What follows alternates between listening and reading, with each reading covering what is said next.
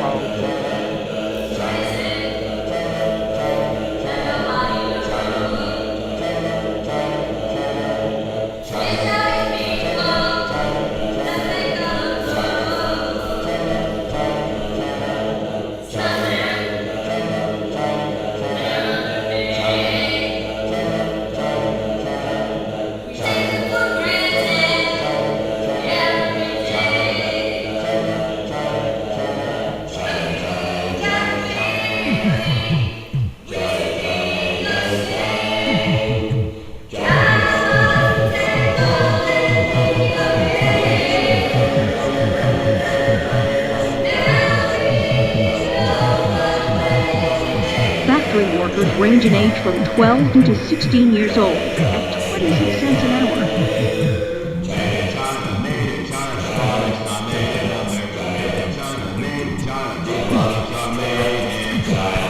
We should not have on the store shelves in this country the product of sweatshop labor that results from abusing workers.